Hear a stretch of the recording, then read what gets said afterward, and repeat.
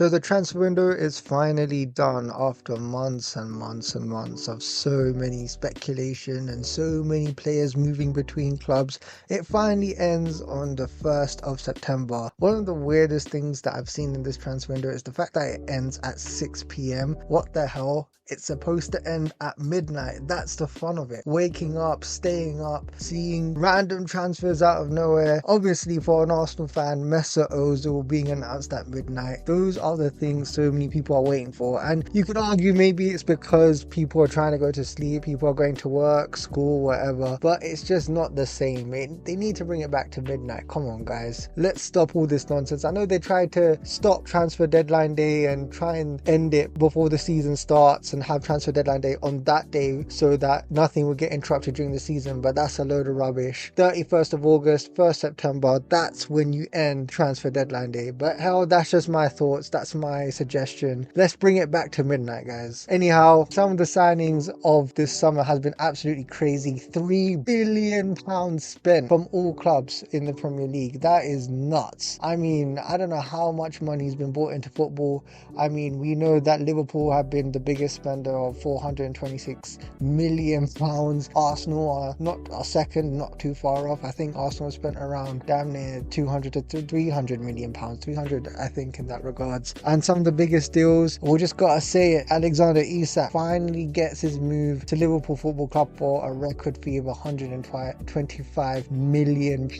And the thing is that it's been a long time in the making. Maybe I might make a video talking more on the Isak situation because there is a proper debate to be had on that. But he finally gets his move to Liverpool Football Club. Liverpool are favourites for the title. We've got to say it for how it is. They have a superstar team, literally in all positions. And Isak coming into Liverpool, he can be the guy, take over Salah when Salah decides to move on from Liverpool Football Club, because Isak will take over the mantle. It's literally there. It's written for them. Other signings that I thought was a bit under the radar, but I thought was absolutely immense. Donnarumma to Manchester City for £30 million.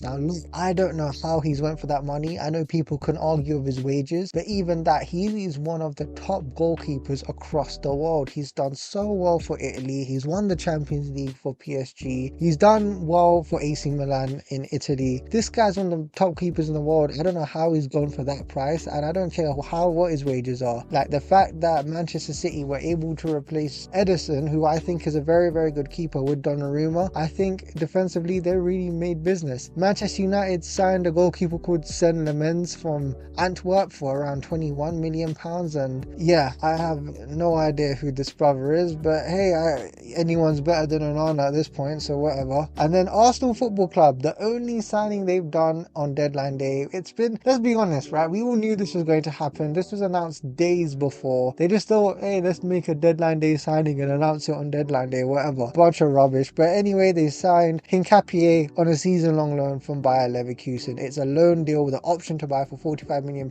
next summer. I think that's a smart deal to make. He is a German invincible per se, because he was managed to go unbeaten in the Bundesliga, got to the Europa League final. We all know what happened there. But overall, he's a good defender. He can play centre back, he can play left back. I've made a whole video on him. But overall, that is literally the only signing we've made on deadline day. Other signings that have happened across the league: Aston Villa, they bought Jadon Sancho on loan from Manchester United. Now Sancho could have gone to Roma or he could have gone to Dortmund, but the guy decided to stay in England and go to Aston Villa. I probably talked to Ramsford and I was like, yeah, might as well just go there. For me, if I were to give advice to Sancho, I think it would have been a good idea for him to go to Roma, but whatever, that's what he decided to do. They also got Harvey Elliott with a future obligation to buy for £35 million from Liverpool Football Club, and he was highly rated at Liverpool, especially as a youngster, but I just don't think he was able to make up any position his own there or really cement his place in the starting lineup. So it's probably a good thing that he's moved on. And Victor Lindelof, he joined after his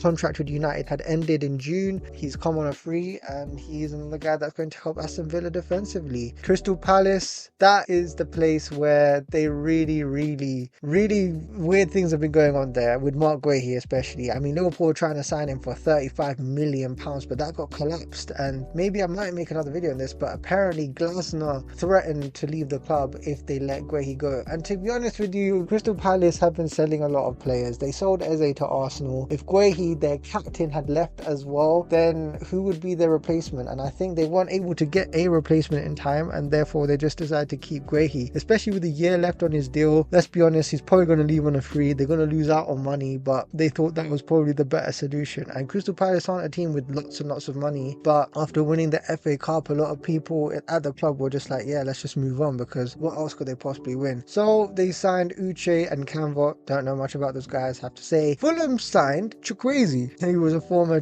Chelsea player, if I believe, which is pretty good. Sunderland brought in Brian Brobbey. He is a player that would potential, I'd say, someone that other clubs were looking at, but he had some technical fault as a striker, and that's why not a lot of top teams went for him, but he decided to go to Sunderland, which is good. They also got Bertrand Traore, and finally, Nicolas Jackson joins Bayern Munich on loan. My God, what a stupid saga that was. I mean, I feel so bad for Jackson. I mean, I don't know why they didn't just let him go to Bayern Munich, why they had to call him back to London and do that whole big faff. It just doesn't make any sense. I feel bad for him. Chelsea Football Club, you really dropped the ball on this one. I mean, if you agree to let a player go and you basically remove him from the team and shun him out of the team, and then you decide to do that for him, I'm sorry, you're taking the absolute mick here. And they recalled a player called Mark Guyu from Sunderland. Sorry, I can't pronounce his name. Apparently he's pretty decent, so it should be good there. And other signings across the league, especially Mano Solomon, he looked like he was going to go Crystal Palace, but essentially I think he might have paid close to a move to Villarreal. Less said the better. And Tarek Lamptey from Brighton moved to Fiorentina for around 6 million. That's nuts. I mean, I remember like before, Tarek Lamptey was so highly rated, and for £6 million,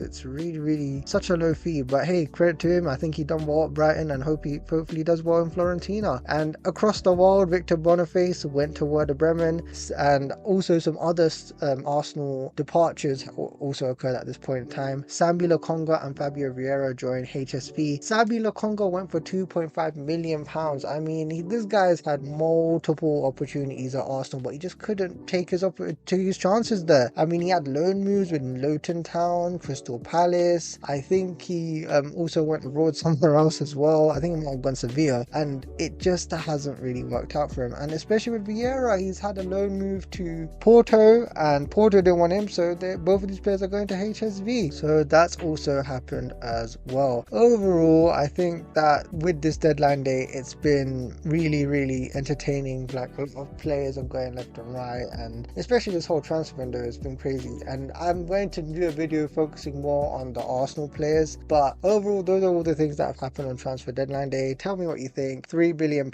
spent across this whole entire period. Has football gone mad? I think it has. I mean, especially with the whole changes to deadline day not being on midnight. That's just me. But yeah, those are the things that have occurred if you've missed it all out. And another surprising thing that has also occurred is Zinchenko went on loan to Nottingham Forest, and Jakub Kiwior was loaned to Porto as well, with an obligation to buy for around £24 to £25 million, with Reece Nelson joining Brentford as well. Anyhow, I'm going to speak more on this in a later video, specifically talking about Arsenal, but that is transfer deadline day. Anyhow, please let me know what your thoughts in the comments below. Please like and subscribe, share the video, and hope to see you soon in the next vid. Now we can just focus on the Premier League and see where things go from there. Yeah.